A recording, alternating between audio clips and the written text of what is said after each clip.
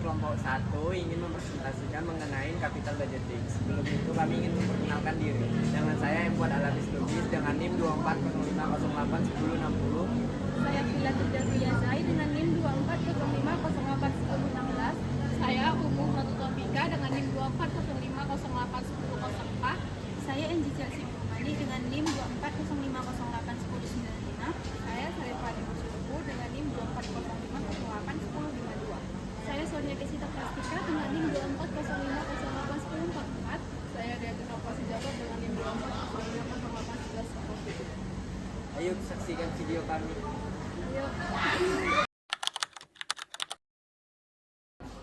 Baik, materi yang pertama yang akan saya sampaikan adalah pengertian capital budgeting atau penganggaran modal. Apa itu capital budgeting? Capital budgeting atau penganggaran modal adalah proses perencanaan dan analisis mengevaluasi kelayakan investasi pada aset jangka panjang seperti mesin, pabrik, dan proyek R&D atau research and development yang membutuhkan dana besar dan sulit dicairkan kembali. Selanjutnya ada tujuan utama capital budgeting. Yang pertama, memaksimalkan keuntungan dengan memilih investasi yang memberi hasil keuntungan atau hasil terbaik. Yang kedua, menentukan prioritas proyek agar dana perusahaan digunakan secara efektif. Yang ketiga, mengurangi risiko investasi dengan mempertimbangkan kemungkinan kerugian.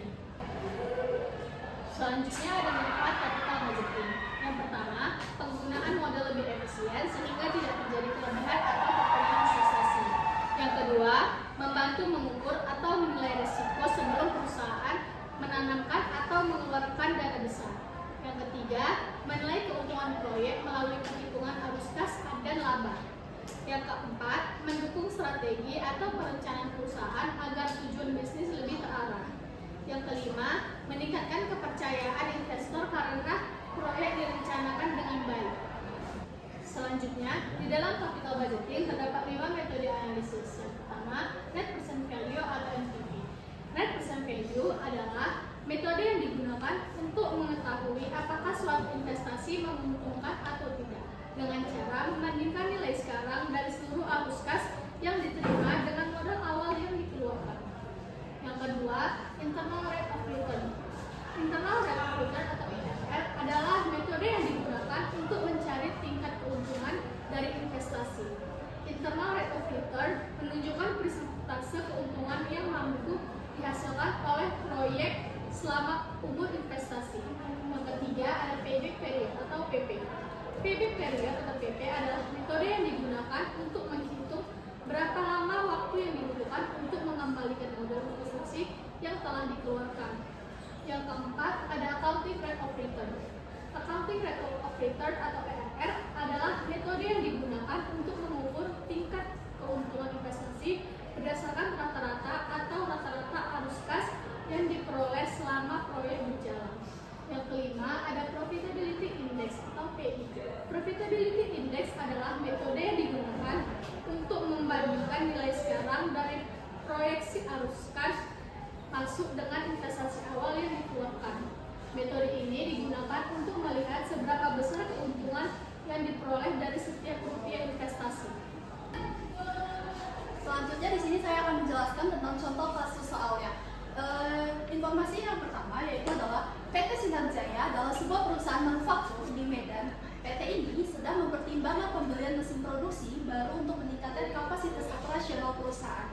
Data yang tersedia adalah sebagai berikut. Yang pertama yaitu adalah data investasi awal. Yang pertama adalah harga perolehan mesin seharga 140 juta. Yang kedua biaya pengiriman, pemasangan dan uji coba seharga 10 juta. Maka dari itu total investasi awalnya adalah 150 juta. Informasi yang kedua adalah asumsi proyek. Yang pertama di sini adalah umur ekonomis proyek ditetapkan selama 5 tahun. Yang kedua adalah discount rate-nya ditentukan sebesar 10% per tahun. Yang ketiga yaitu adalah nilai sisa mesinnya pada akhir tahun kelima adalah seharga 25 juta. Yang keempat, metode penyusutan menggunakan metode garis lurus. Yang kelima, tarif pajak penghasilannya ditetapkan sebesar 20% per tahun. Selanjutnya informasi yang ketiga yaitu adalah proyeksi pendapatan dengan biaya operasional. Pada tahun pertama yaitu adalah pendapatan penjualannya sebesar 90 juta, biaya operasionalnya sebesar 15 juta. Pada tahun kedua pendapatan penjualannya sebesar 85 juta, biaya operasionalnya sebesar 50 juta.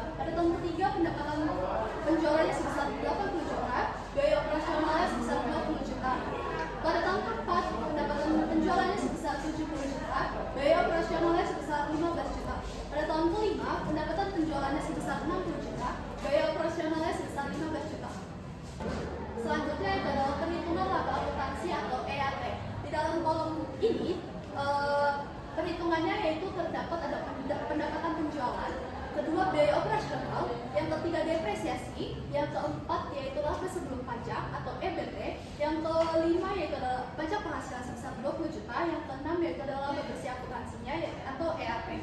Nah, di sini pendapatan penjualannya tiap tahun dan biaya operasional ini kita sudah ketahui di slide sebelumnya. Maka dari itu untuk menghitung depresiasinya per tahun yaitu adalah menggunakan total investasi dikurangi dengan nilai sisa dibagi dengan umur ekonomis, maka menghasilkan depresiasinya sebesar 25 juta per tahun.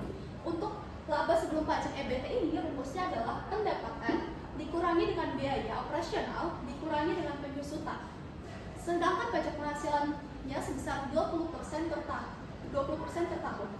Maka menghasilkan laba bersih akuntansi untuk tahun pertama yaitu adalah 40 juta, tahun kedua sebesar 36 juta, tahun ketiga sebesar 28 juta, tahun keempat sebesar 24 juta, tahun kelima sebesar 16 juta.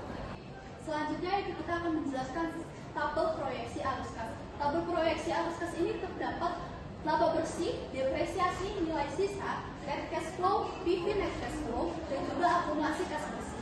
Untuk laba bersih atau EAT-nya sudah kita ketahui di sebelumnya. Untuk depresiasi kita sudah hitung juga di sebelumnya yaitu adalah 25 juta per tahun. Untuk nilai sisanya pada tahun kelima yaitu adalah 25 juta. Nah, sedangkan untuk net cash flow ini perhitungannya yaitu adalah pertambahan laba bersih dengan depresiasi. Untuk tahun kelima dia net cash flow-nya pertambahan dari EAT ditambah depresiasi ditambahkan dengan nilai sisa. Maka menghasilkan total net cash flow sebesar 294 juta. Untuk PV net cash flow yaitu untuk PV net cash flow rumusnya adalah PV sama dengan A ditambah PV sama dengan A dikali dengan 1 ditambah I pangkat N. Berikut adalah perhitungan PV per tahun setiap tahun. Maka menghasilkan total PV net cash flow-nya sebesar 223.772.282 perak. Untuk akumulasi kas bersihnya itu didapat dari net cash flow tahun yang bersangkutan ditambah dengan net cash flow tahun berikutnya. Di slide ini saya akan menjelaskan tentang metode net present value untuk mengetahui suatu investasi ini menguntungkan atau tidak. Di sini diketahui total present value net cash flow-nya sebesar 223.772.282 perak. Di sini bisa kita lihat perhitungan untuk present value-nya. Lalu investasi awal sebesar 120 juta. Kita masuk ke dalam rumus net present value yaitu present value dikurang investasi awal. Kita hitung 223 juta 772.282 perak dikurang 150 juta menghasilkan 73 juta 772.282 yang bernilai positif. Hasilnya ini merupakan lebih besar dari nol, maka proyek atau investasi ini layak diterima karena diperkirakan dapat memberikan keuntungan bagi perusahaan. Untuk mencari tingkat IRR, karena NPV 10% terlalu tinggi, maka dari itu kita mencari persentase keuntungan dari proyek ini harus berada jauh di atas 10%. Karena aturan wajibnya kita memiliki dua kutub yang berlawanan. Satu kutub memiliki suku bunga yang menghasilkan NPV yang positif, sedangkan kutub lagi memiliki suku bunga yang menghasilkan NPV yang negatif. Maka dari itu, setelah saya uji coba, maka 30% yang menghasilkan NPV yang negatif. Berikut ini saya jabarkan perhitungannya. Maka untuk suku bunga sebesar 30% menghasilkan NPV negatif sebesar 4.849.538. Lalu kita akan mencari tingkat IRR-nya dengan rumus IRR sama dengan I1 ditambah NPV1 per NPV1 dikurang NPV2 dikali dengan I1 dikurang I2 dikurang I1, di mana I1 sebesar 10%, I2 sebesar 30%, NPV1 sebesar 73.772.282 dan NPV2 sebesar negatif 4.849.538. Berikut perhitungannya, kalau menghasilkan IRR sebesar 28,77%. IRR diterima karena tingkat bunga IRR lebih besar daripada tingkat diskon rate. Artinya, proyek mampu menghasilkan pengembalian yang lebih tinggi dari biaya modal, sehingga investasi layak untuk dijalankan. Di sini saya akan menjelaskan metode tentang payback period. Di sini data yang kita ambil ada investasi awalnya 150 juta dan di sini kita ketahui juga akumulasi tahun keduanya 126 juta. Kenapa dipakai akumulasi tahun keduanya? Karena mendekati untuk mencapai balik modalnya. Dan tersebut net dan data yang dilakukan lagi net cash flow pada tahun ketiganya 53 juta. Maka kita carilah kekurangannya. Sisa kekurangannya investasi awal dikurangi akumulasi tahun kedua, maka sisa kekurangannya itu 24 juta. Maka langsung kita masukkan ke rumus keseluruhan.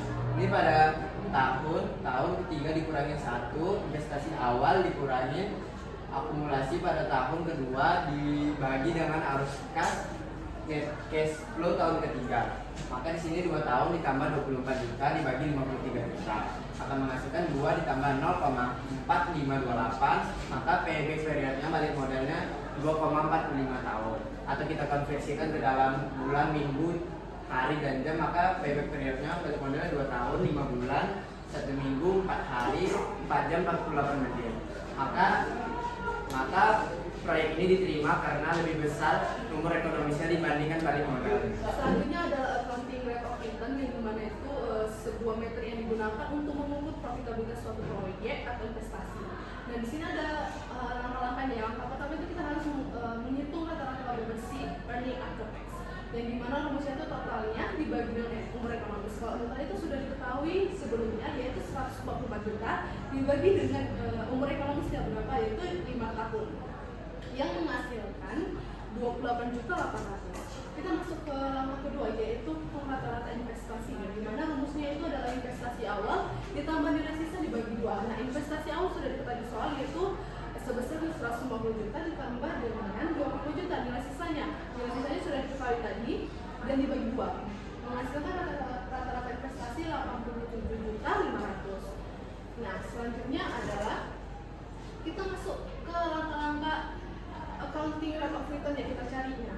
Yang pertama kita harus mencari rata-rata investasi awalnya, di mana rumusnya itu rata-rata earning after tax dibagi investasi awal dikali 100%. Nah, ketika rata-rata EAT tadi 28.800 dibagi investasi awalnya 150 juta dikali 100%, yaitu menghasilkan 19,20%. Nah, kita masuk ke rata-rata investasi.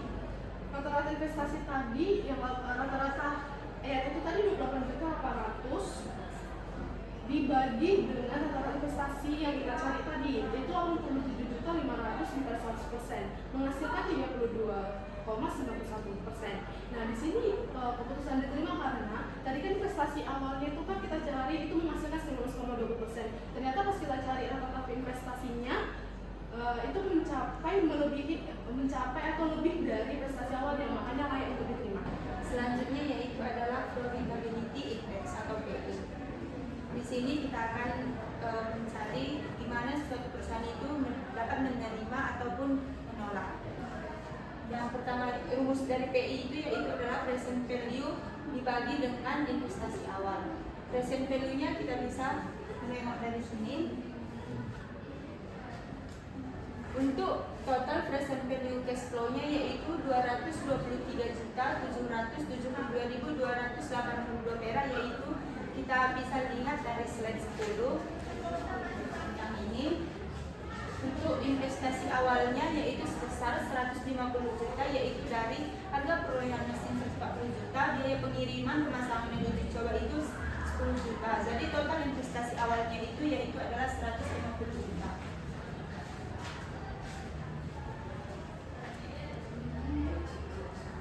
Di mana perhitungannya yaitu adalah 223.772.282 perak dibagi dengan 150 juta, yaitu sama dengan 1,492. Di mana keputusan ini diterima karena nilai sekarang dari seluruh arus kas masuk lebih besar dibanding modal awal.